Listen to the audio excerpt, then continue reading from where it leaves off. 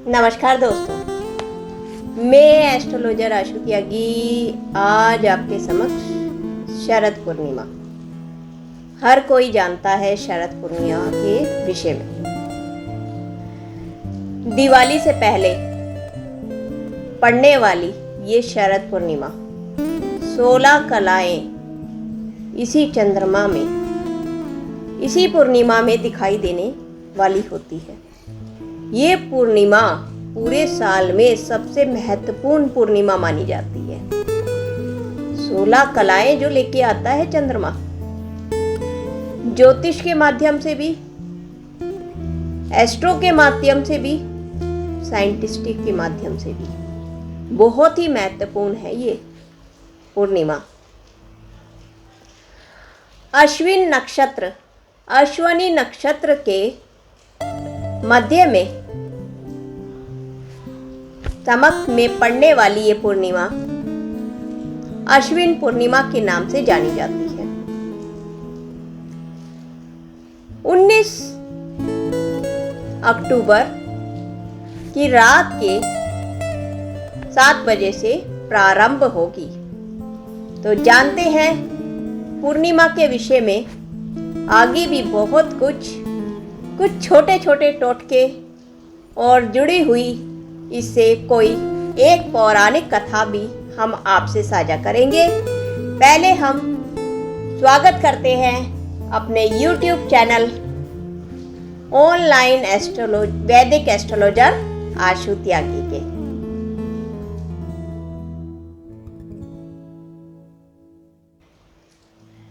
शरद पूर्णिमा 19 अक्टूबर दिन मंगलवार शाम के 7 बजे 20 अक्टूबर 2021 शाम के 8:30 तक शरद पूर्णिमा का समय रहेगा।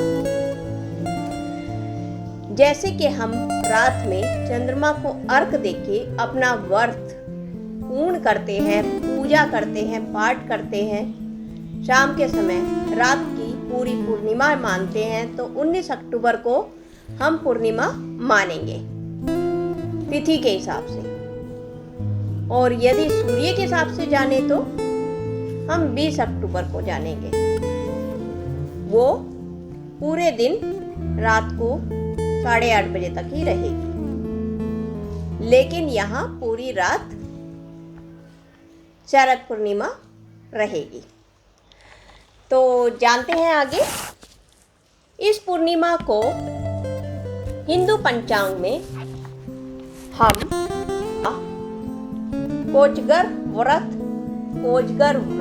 और कोमदी व्रत भी कहकर जानते हैं। यह पूर्णिमा सर्व मनोकामनाएं पूर्ण करने वाली पूर्णिमा होती है। सभी तरह से मनोकामनाएं पूर्ण करने वाली पूर्णिमा मानी जाती है। यदि इस पूर्णिमा पूरे साल इस पूर्णिमा की बहुत ज़्यादा इंतजार होता है। आपने सुना भी होगा शरद पूर्णिमा पे देवता पृथ्वी पे अमृत बरसाते हैं, ऊपर से अमृत बरसता है चंद्रमा के द्वारा। यदि इस दिन हम खीर बना के दूध, चावल, गाय के दूध और चावलों की खीर बना के ऐसी जगह रखते जहाँ पे चंद्रमा की अमृत तुल्य किरणें उसमें पड़े और अगले दिन इसको प्रसाद रूप में ग्रहण करें, तो वो हमारे स्वास्थ्य के लिए तो बहुत ही फायदेमंद होता ही है। उसके साथ साथ हमारे भाग्य के लिए, हमारी मनोकामनाओं के लिए, हमारे पूरे परिवार के लिए, सर्व सुख के लिए बहुत ही उत्तम होता है। ये दिन, ये प्रसाद, ये अमृत तुल्य हो जाता है। तो आगे जानते हैं, यदि आपके घर में कोई परेशानी चल रही है, बहुत ज़्यादा परेशानी चल रही है, तो आपको क्या करना है। जो खीर के चावल हैं, आपको खीर के चावलों में पूरा दिन एक चांदी का सिक्का या चांदी का कोई जेवर वगैरह उसमें दबा के रखना है। अगर चांदी का आपको नहीं प्राप्त होता और एक चंद्रमणि ले लीजिए, नहीं तो आप चंद्रमणि को दबा के रखें। उसमें मोती अगर आपको प्राप्त हो जाता है, सच्चा मोती आपको प्राप्त हो जाता है, सच्चा मोती आप उसमें दबा के रखें। जो खीर के लिए आप चावल लेंगे उन्हीं चावलों में पूरा दिन आपको दबाना है। चांदी का सिक्का अगर दबाएंगे तो वो अति उत्तम है। उसको दबा के रखें। उसके बाद खीर बनाने से पहले उस सिक्के को आप निकाल के अपने वॉलेट में रखें, बिना किसी को कुछ बताए। ना तो किसी को ये जिक्र करना है कि आपने इन चावलों में कुछ दबाया है, और ना ही आपको निकालते बार किसी से जिक्र करना है, किसी को पता नहीं लगा। और उसे चुपचाप अपने वॉलेट में रख ले और ऐसी जगह रखें जहाँ पे हर एक की नज़र ना पड़े कभी। और फिर देखिएगा आपकी पैसे से संबंधित तंगी, आपके जीवन में आने वाली परेशानियाँ अपने आप धीरे धीरे, आपको कुछ करने की जरूरत नहीं, धीरे धीरे अपने आप ही सुलझती चली जाएगी। और उन चावलों की आप खीर बना दीजिए। वो जब चंद्रमा की किरणों से बनके आपके समक्ष प्रसाद रूप में आएगी तो वो बहुत ज़्यादा अमृत तुल्य हो जाएगी। दूसरा उपाय मैं आपको बताती हूँ। यदि आपको कर्जा चल रहा है तो आप उसमें क्या कीजिए, 4 लौंग ले लीजिए। 4 लौंग जो घर में यूज़ करते हैं वही वाली लौंग आपको लेनी है।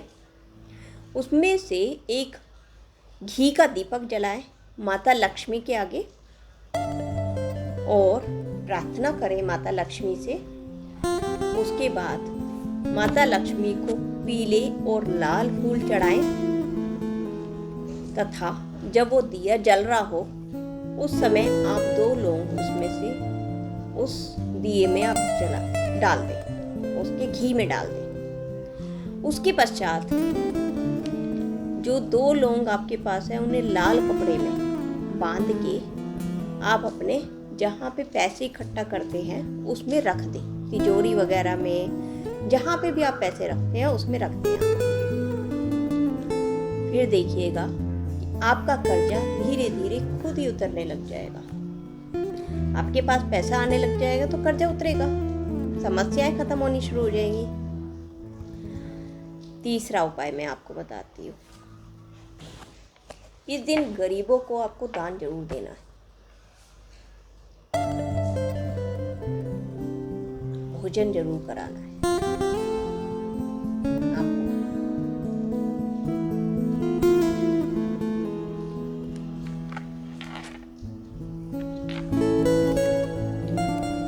अच्छा, इस दिन आपको गरीबों को तो भोजन कराना ही है तथा घर में जितनी कन्याएं या स्त्री हैं उनको एक एक चांदी का कोई सिक्का या चांदी का कोई सामान आपको उस दिन देना जरूर है।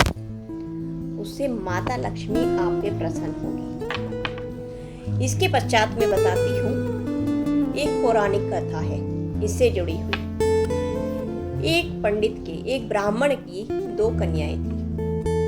दोनों पूर्णिमा का व्रत रखती थी। ये संतान के लिए रखा जाता है। उसमें से एक तो कन्या आधा व्रत करके छोड़ देती थी और एक पूर्ण तरह से व्रत रखती थी।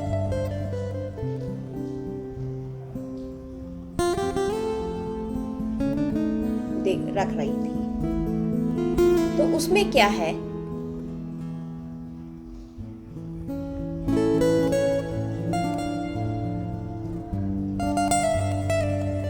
जो पूर्ण तरह से व्रत नहीं रख रही थी उसके जब संतान होती तो होते ही वो मर जाती थी।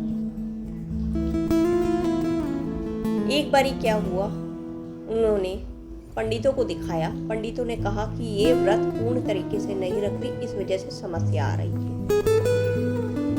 तो उसने क्या किया, पूर्ण तरह से व्रत रखा, फिर उसके संतान हुई, लेकिन होते ही वो भी मर गई।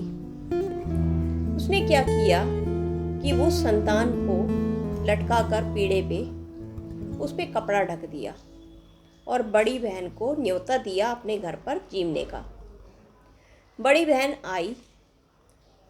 आते के साथ उसने कहा कि पीढ़े पर बैठो। बैठने ही वाली थी, तभी उसका लहंगा बच्चे से टकराया।